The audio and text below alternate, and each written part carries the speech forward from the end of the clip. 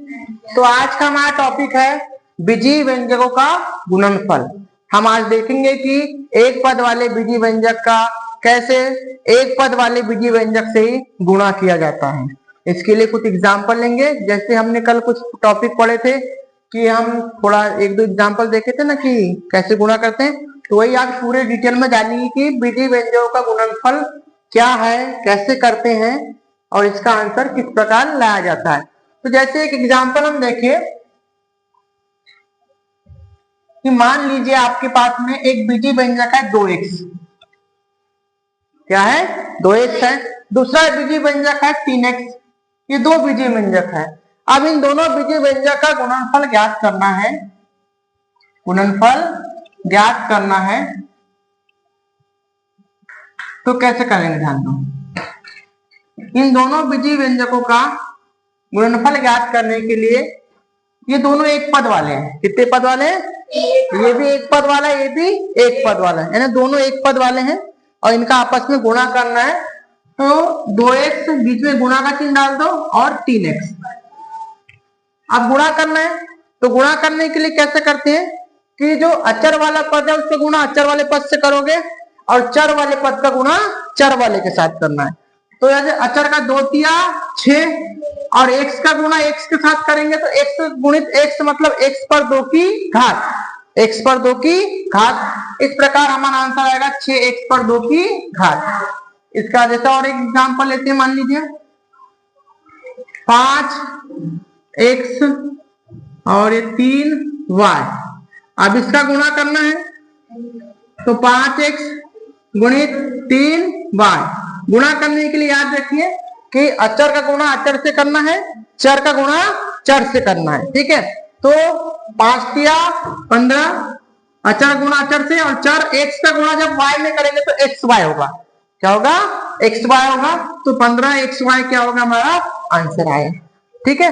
तो ये मेनली आपको इतना ध्यान देना है कि जब अभी आप बीजीय व्यंजकों का आपस में गुणा करते हो तो अचर संख्या के साथ में अचर का गुणा करना है और चर संख्या के साथ में चर का गुणा करना है, ठीक है। और एक थोड़ा सा एग्जांपल देख लेते हैं।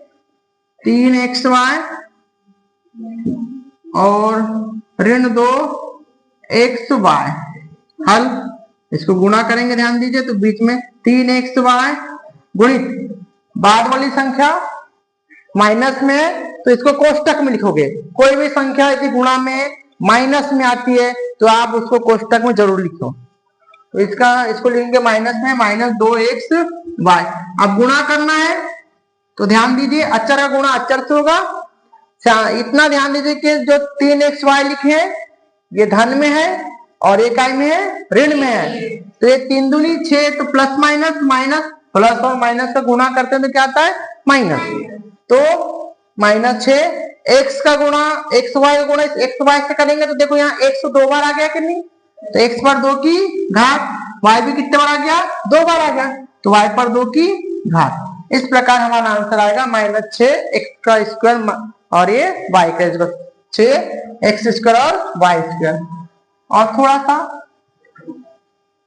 बड़े रूप में अगर हम देखें तो इस प्रकार का क्वेश्चन है, q का वर्ग और इसका गुणा करना है मान लीजिए। तो इसका कैसे करेंगे, 2/3 pq का स्क्वायर गुणित 6/4 p²q। तो मैंने बताया था अचर का गुणा अचर से करना है और चर का गुणा चर से करना है। तो जब 2/3 है इसका गुणा किससे हो जाएगा 6/4 से, और p वर्ग कितना होगा, p पर 3 की घात, q वर्ग और q का गुणा q पर भी 3 की घात।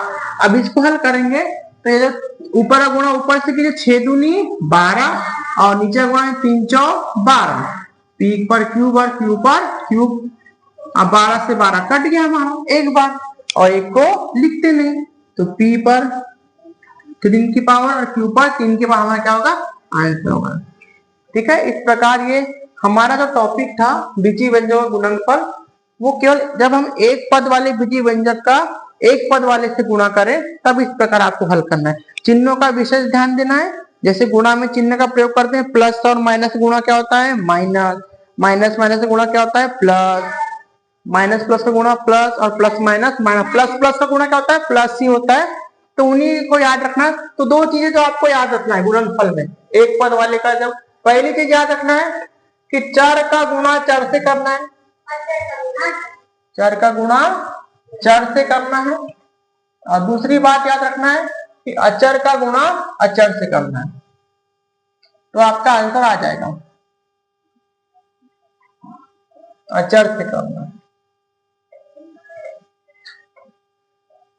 ठीक है, ये हमारा एक पद का एक पद वाले से ही गुणा हो गया। आगे का टॉपिक और पढ़ेंगे जिसमें एक पद वाले बीजी व्यंजक गुणा दो पद वाले बीजी व्यंजक से करना, उसमें बताएंगे। ठीक है, तो आप इसको जल्दी से नोट कर लीजिए, है ना।